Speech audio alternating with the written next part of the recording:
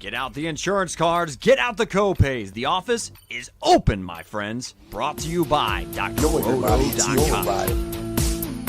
So let's get to it. Bring the pain!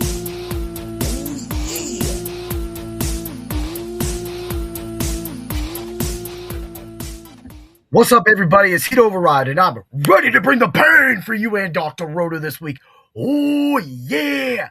Man, I'm ready. It's a crazy Tuesday here in Erie, PA. It's cold as heck. Heck, one of my cars didn't even start. I had to wait. We had an appointment. I just took the day off. Decided I'd podcast early during the day just to get this information out. Of course, we're ready for another Hard Hits review. Woo!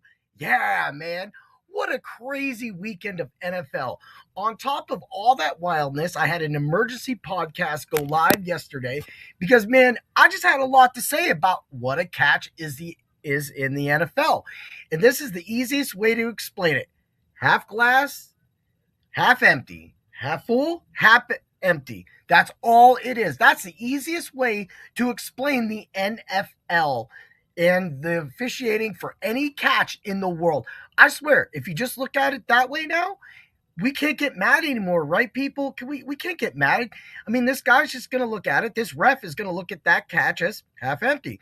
This ref's going to look at that catch as half full. So therefore, it's a catch or it's not. Regardless, it's crap, and we all know it, but the NFL is going to be able to just keep pushing it along.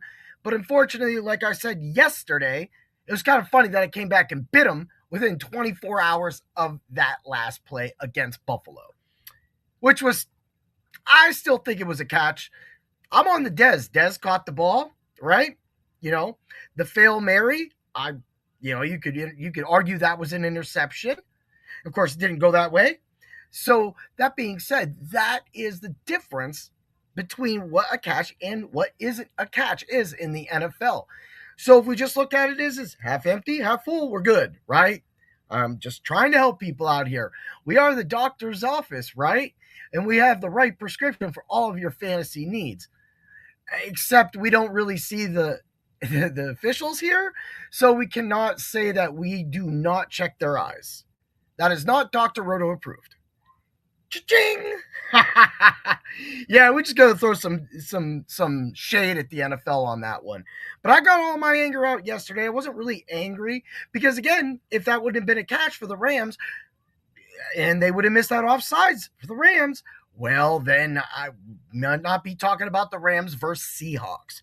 But that's what we're here to talk about today. Went 3-1 on the show last week with Dan, and because the Fight Club of Pain is back this week, I did not want to give out my best ball projections on the Fight Club of Pain. I wanted the Fight Club of Pain to be totally dedicated to UFC 324, which is what the which is what the Fight Club of Pain is all about. By the way, Pot of Thunder is an amazing podcast as well. I love those guys. What up, Devin? How you doing today? You ready for it? You ready for some more NFL football, or are you here because the UFC is finally back, and when we do one of these hard hits next week, then we do that. Although I will say the hard hits may come a little early because I'm actually going to be interviewing Ninja Posse, one of the subscribers at Dr. Roto, also one of the winners of the first leg at the Dr. Roto's Chopped League. So he won that. I'm totally excited about that as well, too. But, man, we're here to talk some NFL, right? So we got the Bills. The Bills lose to the Broncos. Of course, we all know Bo Nix is down, out for the season. Jarrett Stidham is coming in to get his axe waxed by the New England Patriots to fulfill the NFL's prophecy of making everybody happy again by smearing the New England Patriots in all of our faces. Thank you to the injury to Bo Nix for not being able to prevent that. And thank you for Sean McDermott for being fired because Josh Allen now cannot prevent that. Sean, you would not have been the guy to actually prevent that. What up, Mia? So we're here to do that. Also, I will have bets. The Macho Pick of the Week will be on this show as well, too. So you're going to get your bets for the Macho Pick of the Week. You're going to get the price grades. You're going to get why I like them. Not why I like them. Just why I like him as an expert, not as a fan. So there's a hint. Anyway, so the Bills lose, and then we go on and we see what happens in the Patriots game. And exactly what we said should happen, happened. CJ Stroud just vomited all over the field. Vomited. That wasn't snow. He's actually an elf of Jack Frost, and that was all vomit from CJ Stroud. That is what we saw in that game. And it was sickening because honestly, we're sitting here trying to maybe make a few bucks off of this, but we all knew the Patriots were going to win that game. That did happen. Now, let's move along. San Francisco got their ass waxed by the Seahawks. Opening kickoff, gone. Just straight bad play right from the go, gone. Intercept the Purdy, gone. Well, yeah, that happened actually a lot. And that's the thing with Purdy. At this point, you need to make that decision. Do you really want to keep Purdy that you invested all that money in and Mac Jones, or do you maybe play Mac Jones? Because Mac Jones wasn't careless like that. Although, again, I wrote up Purdy at the beginning of the year. He got hurt. He would have hit his numbers. He did well. But the problem is when it comes to that position, you can't be a Jameis Winston. Yes, you have heard that name leave my mouth twice one day. That's a good thing for famous Jameis, right?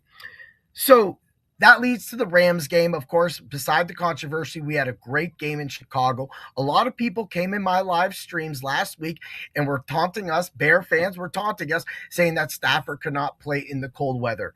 He looked great to me. And exactly what I said happened because, again, I know my team. I literally should be on the staff of the LA Rams because I know them in and out. And I know Dr. Roto would back that up. Yeah, right? Get it. The Rams ate him up on the inside and was able to break tackles. Again, that Puka Nacua run at the end, the breaking of the tackles, the sheer power, the want to get those first downs, that first down is why the Rams won. And so therefore we were 3-1, but there wasn't so much DFS size train wreck. Like half my teams were hurt or had somebody hurt. You all know I practically had 75% Charbonnet, 25% Walker. The Walker lineup scored. Good thing, right? Had a lot of Puka and JSN, and that kind of worked out.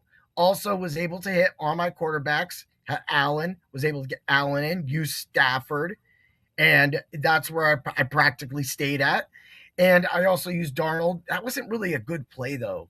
That wasn't really a good play because that game, again, was just dominated on all aspects. And so, therefore, special teams defense, he didn't have to do that much. And just Kenneth Walker was running crazy. So that kind of did it. That's what killed me about Charbonnet. He literally rips, a 12 to 15-yard, 20-yard run right from the go, gets hurt. I'm like, no! That is just what is crazy. But anyway, besides that, going on, man, we're going to get to the best ball rankings, but now 3-1, we're moving on. We have the Patriots against the Broncos, and don't think that Broncos defense isn't trying to go win that game. They will try to win that game. That's still a strong Broncos defense that Drake May is going to have to put up with, but at least he's what? Got to go up to the high altitudes because that's where Stidham is going to have that advantage.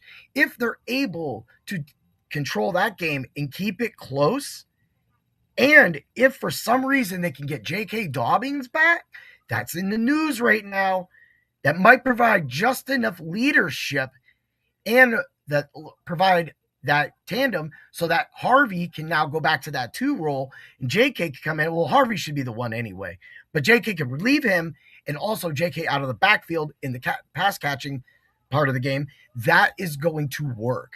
And that's going to be what helps beat the Patriots. Look, the Texans moved the ball kind of on them. But again, there was a Woody Marks touchdown that we all forgot about. That got erased. That's the kind of bad stuff that was happening on top of just them being bad in C.J. Strouderberg when the Broncos are cooked. Yes, the Broncos are cooked. I'm not going to talk them up. New England and Rams will be in the Super Bowl. But we have to be worried about that Patriot team. Because like I said, if the NFL gets their way, they're going to be plastering that logo, the face, And the little tail, that's going to be plastered everywhere. Everybody's going to be patriotic. That is exactly what the NFL wants. So for me, I want to stop it. I want the Rams or the Seahawks to stop it. And that's what we're going to go for. But yeah, and sometimes, Buck Nasty, I got to say, weird things happen in the NFL. So if May goes up there and has one of those games and the Broncos defense gets a touchdown and they just play that ball control offense, this game's going to bleed out quickly. We could be looking. But I have no trust in the Broncos right now with Stidham at quarterback. I know there's one other expert on the X that is literally shouting from the mountaintops and calling that man Jesus right now. So things can happen, but for me, I'm not going to really take it. However, what I will say is we can get to the best ball rankings for this week. I also will. I've already given out my picks since the Bills in the Rams Super Bowl isn't going to happen. I said it's going to be New England and the Rams. So you have my pick of the New England Patriots and the Rams. We'll have a bet for you on that as well, too. My best ball rankings, this is easy. A lot of people have run and hid under rocks because they're scared to do a 2-game slate. I'm not scared to do a 2-game slate at all. It's easy. There's 4 quarterbacks, right? Stafford, May, Darnold, and Stidham. On DK, you could actually make some fabulous lineups on DK. So it's going to be a free-for-all pretty much on DK. Thanks, DraftKings. You did your job on that one. By the way, also, we'll have a little more for DraftKings on that in a bit. Running backs. Kyren Williams, the most expensive running back. The Rams did. I thought Blake Corum would have been used a lot more. They said, nope, it's playoff times. This is why we kept Kyren Williams safe. This is why we kept Kyren Williams fresh. Although Kyren Williams was the Macho Pick of the week last week and scored both those touchdowns and was called on the show, I don't know what more to say. But that was a great thing. He is my number 1 running back. Walker, Harvey, Stevenson. I do not like Stevenson against the Broncos. And I don't like Henderson even more because they don't seem to really want to put Henderson out there anymore other than like running downs or just bad situation downs where he's just running. And that's really not good when you have to run on the Broncos defense. However, James Cook did show last week that the Broncos defense could be run on. Him and Josh Allen did put it to click, but that is again comes back to the greatness of Josh Allen. We don't have that now. We don't have that. So for me, I feel that New England's going to have to use Hunter Henry, who they did not use in last game. They're going to have to use a lot of Hunter Henry, and they're going to have to hope that Keyshawn Booth gets a deep ball that was called on by my co-host Dan that he would score a long touchdown. And we gave you that bet and prop last week on Thursday on that show. So that being said, and look, I thought he was crazy, but I had Boutte in one lineup. And luckily that lineup had Walker in it too. It's funny how those things kind of worked out. Broncos, Hawks, I'm down for it. Honestly, yesterday, if you'd watched that podcast, I already said that I feel that the New England Patriots are, as I said earlier, going to be that face. But the best team in the NFL all around is the Seattle Seahawks. Even with Bo Nix on the Broncos healthy, I felt that they were the best team of these Final 4. That's my trust. And that's coming from a Rams fan. I don't want to say that, but I know it. That defense is good. There's a reason why. Nick, we'll get to that. There's a bet on the guy. We'll get to that. Right? Because I can't just give everything away at once. You said Ben DiNucci will end up playing. That could happen, man. That could happen. I mean, it's just a bad time of the year to really they couldn't pull a Phillip Rivers out, right? They couldn't do that. So they really have to go back into this, and that's sad. But it's the NFL. Injuries happen. You have to play on. You have to make sure the team is right. So I like the Broncos Hawks. That's got some definite money to it. Hawks are supposed to be the favorite, but I'm going to go with that. Stevenson, back to that. I just do not like the Patriots backfield, but what I do like is that Stevenson does and is active in the passing game. Therefore, with him being in the active passing game, that is why he is up there. I'm not really looking at anybody else running backs. This is playoff football. This is what you're going to need. But if J.K. Dobbins does come back, you're going to have, I will move. No, I'll keep it right there, Harvey and J.K., because he's still going to be rusty. Wide receivers. Puka's number 1. You know it. I'm a Rams fan. JSN number 2. Adams number 3. I'm going to throw, this was tough. There's a lot of good receivers, Diggs, etc. Boutte, what I just mentioned. Pop Douglas, you want to go crazy? Pop Douglas. I got Sutton there. I think Sutton's going to be low owned. I don't think anybody's going to do it. But if you can get those 4 catches for 48 yards and maybe the Broncos' only touchdown, well, then there's not going to be a lot of people on him. And that'll give you that. 5, Cooper Kupp. This should not surprise you. Last week, he was a huge, huge, huge recommendation on the Ultra Contrarian show. And at the same time, the price on him is insane. $3,800 on DraftKings. FanDuel was a little smart. They put the $5,800 tag on it. What's funny is I already have the Ultra Contrarian show written up. I could give that, but I'm not going to do that. You'll have to get that information on Saturday when we have more news out, like J.K. Dobbins, if he's playing. Right? And mind you, I'm live right now, so I'm not watching news. So if it just gets announced right now, then I'm behind. But that being said, let's get to tight ends. I don't care. After Barner and Henry completely shit the bed last week, I don't like them. And here's the problem with that. Barner and Henry are in a system that sometimes the tight end just does not get used.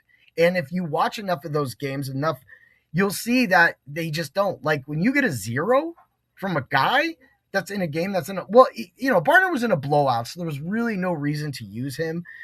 But then again, that's kind of why it was where it is. I'm going Parkinson number 1, Higbee number 2, Engram number 3. I feel that the tight end is going to be the best play for Denver in the passing game, other than maybe if JK comes back in the underneath game. I'm thinking the underneath, and that's what might open up that Sutton touchdown I'm talking about over top. But at the same time, I like Hunter Henry at 4, Barner at 5. The Rams have notoriously been bad at the tight end. We've gotten a lot better, but a lot of that is because of our defensive line play. Darnold has not looked good. And San Francisco did give it to him, the defense that is, in that game. The problem is he still has his oblique injury. You don't know how much that's affecting him. JSN isn't coming in. It didn't have a really good game last game, of course, not needed. We get that. But this was kind of the emo against the Rams last time, except the Rams and the Seahawks kind of just had a really good shootout. If you go back to the first game, both Stafford and Darnold did not do well. Stafford was around 13 points, DK, and Darnold was around 8 points. Of course, the last game, Stafford being around 33, FanDuel, DraftKings, whatever you want to do. Darnold being around 20. So Stafford went nuclear. Stafford already knows how to beat this team. Stafford also shot himself in the foot multiple times in these games. So therefore, against that defense, he's seen that defense. So this is going to be a chess match between the Rams and the Seahawks. And that is why Cooper Kupp is going to be big, because Cooper Kupp's 5 targets, 5 receptions last week was big. In the DFS slate, that's going to be big once again, especially on DK for $3,800. And that is what frees up a lot of money. Like, I can tell you right now, if you've been to the DK site, you already know you can get all the big players in. You already know that. And all you need is Cooper Kupp. Bang. That's how we do it. So, of course, New England's my pick. Rams are my pick. Rams will win the Super Bowl. I'll be back next week to do the review show and also give the official Rams. And then, of course, you have to stay tuned. Dr. Roto came on last year, but Johnny Danger and me 2 years ago started the Super Bowl bet parlay show. So we had tons of bet. It's just, we've changed it twice. So that's going to be the Super Bowl betting show. And if we can get Dr. Roto back on, we covered a ton of bets last year. A ton of those bets hit. Of course, last year 2 years ago, we were able to hit a non-quarterback throwing a touchdown, because we're willing to put our chest out there and say it, people. But with Doc hopefully being able to join us, or maybe the other experts at Dr. Roto, we'll be doing that. But I will definitely have a ton of bets. You're looking at probably 30, 40 bets being mentioned after combing the sports books. That right there, I know a lot of people do that for you, but we're going to do that, and we're going to give that to you on a show. Who's going to do that for you on a show? Chirp, chirp, chirp. Yeah, because they all left. They're all done. They're all taking their off season, right? And I got a good reason to not be doing any of this. I have a big UFC 324 coming up for the Fight Club of Pain. I've already done a lot of my research for that, and I'm going to do more. I'm just watching fights. Last year was a spectacular year for the Fight Club of Pain for Dan and I. The UFC sheriffs. We are declared the UFC sheriffs, and there's a reason for that, because we find finishes, and it always happens. And that was the hard work and dedication that we gave to the show and to all of you last year. You definitely got to come back and check us out Thursday live, 7 p.m. It is going to be a riot. Heck, I mean, even our boy Ken Vick might show up. Kenneth Myron Vick. Do you know who Kenneth Vick is? He's a loose cannon. All right, let's get to it. All right, here's some future bets right here. Stafford, MVP, everybody already knows, negative 450. You know what I like? JSN is a negative 1250 right now to win the Offensive Player of the Year. Why not just give it to the receiver? Why not just give it to Puka Nacua, plus 700? I love that. You know who's going to win Rookie of the Year? It's going to be Carson. It's going to be that guy right there. Linebacker for the Cleveland Browns, Carson Schlesinger, right? Which was good. I picked Jalen Walker, but his boy James Pierce is second in the voting as of right now on the slate. Here's the funny thing. Pierce, Walker, and the next guy, Nick Manawari, were all on that show I talked about earlier on the pre-draft show for Dr. Roto. So we literally had a chance again, and this will be the first year I got it wrong for Rookie of the Year, Defensive Rookie of the Year. I picked Jalen Walker. It's the way it goes sometimes. But Nick Manawari, plus 3,500. He didn't play enough of the season, but hey, if anybody says that Nick Manawari came in and when he was in there, he was more dominant than Corey Schlesinger, then you get that plus 3,500. But of course, we're going to take that Corey Schlesinger. Rams over the Patriots right now is a plus 390. That's good money. You don't have to pick the Super Bowl. Pick your Super Bowl winner. The Rams are down to a plus 210 right now. Seattle being the favorite. Also, I have a plus 1,900 on the Rams. They're trying to buy that back. That's not coming back. You know, that's what we do. That bet was also available at Dr. Roto preseason. McCaffrey looks like he's going to be the walkaway runner for Comeback Player of the Year. He's a negative 4,000. Again, that was a plus 350 on my show in preseason.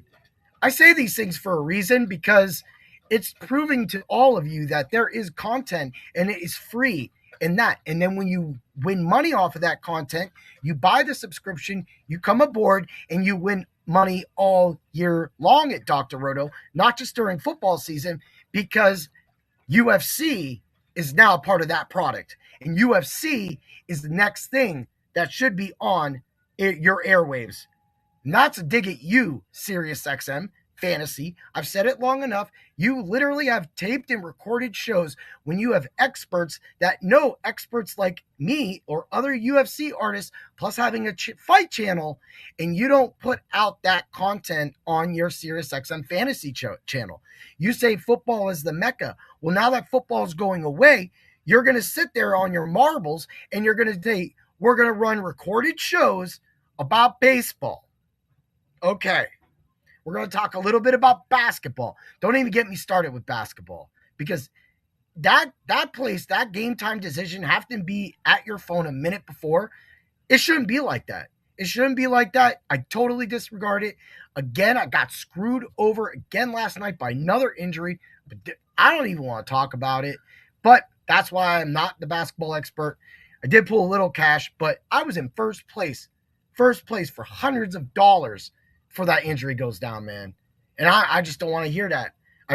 Hey, we've all been there and done that, but it just happens at basketball. Dudes are soft anymore. Your load management, I will say killed basketball and will eventually kill basketball. What will eventually kill the NBA, and I know that a lot of you don't want to hear this, but guess what? You're going to hear it because I'm the pain bringer, will be the WNBA funding them, and then, of course, load management. Load management is a load of shit. That's what I say. That's how you bring the pain. Ooh, yeah. All right, let's get to it. Let's get to the Macho Pick of the Week. Ooh, yeah, Heat Override. You got the sauce and you cooking, but the Macho Cook is cooking even more than you. Kyron Williams went to the top. Yeah. The Macho Pick of the Week hurts me to say this, Kenneth Walker. All year long, we just want to see Charbonnet back there with all the touches, or just Walker back there with all the touches. And finally, we get one of those guys back there with all of the touches, Kenneth Walker, and he explodes. He is 6,200 on DraftKings, 8,000 on FanDuel. Clearly a must start all across the board. Every time, this doesn't go back to his last game against the Rams. Mind you, he had some very big gains in that run. That run is where he got most of his rushing yards, right? Okay, that being said, Kenneth Walker always has been a thorn in the Rams' side. And how much it hates me to say that, he is the Macho Pick of the Week because he's always consistent against the Rams. And of all the running backs on this slate, he has the best pathway to the best dominance. Kyron Williams will still at one point, even though he had 23 rushes last game, will still have to heed some of those receptions to the wide receivers, which we'll get to in the tight end game. Now, that being said, that is what gives me that. Also, the books are out, and they kind of know that Walker's going to be getting the ball a lot. So right now, his bottom line on FanDuel for rushing and receiving is -111 or -115. That's just not going to do it for me, although he did get that his last game against the Rams. His previous game, week 1, it was more rushing. Charbonnet had been getting the work out of the backfield. So therefore, I think he's going to get a third reception. 3 receptions on FanDuel is a -158. The touchdown parlay at this moment, Tuesday at 1:22 p.m., unless it changed when I went live, is a -170. Parlayed together, that is a +149. Kenneth Walker should easily be able to get a touchdown because he hasn't got Charbonnet there. But Seahawks, I swear, if you put Bobo in that backfield and you give him a run and he gets that touchdown, I'm going to put you in the Jonnu Smith column. Like, literally, you're just going to be right there next to linemen catching touchdowns. We don't need that in fantasy, right? That's it. Also, if you want another bet, New England versus Rams as a matchup is +200 right now. That's a great bet to also take as well. New England definitely has a clear path. It's going to be a war in the West in the NFC Championship, and that's crazy. But I do want to talk about this right now. Higbee's going to get his 2, maybe 3 targets, but Stafford loves Terrence Ferguson. Stafford loves him. Even though Terrence Ferguson practically dropped a touchdown and he had a lot of things. He had 5 targets last game. He had 1 catch.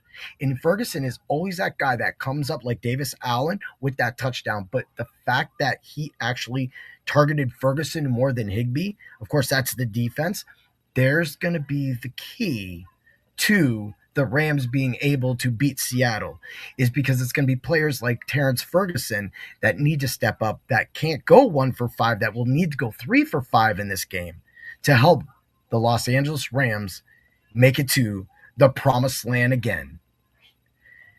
Have a great day, everybody, and always remember to bring the pain! Ooh, yeah!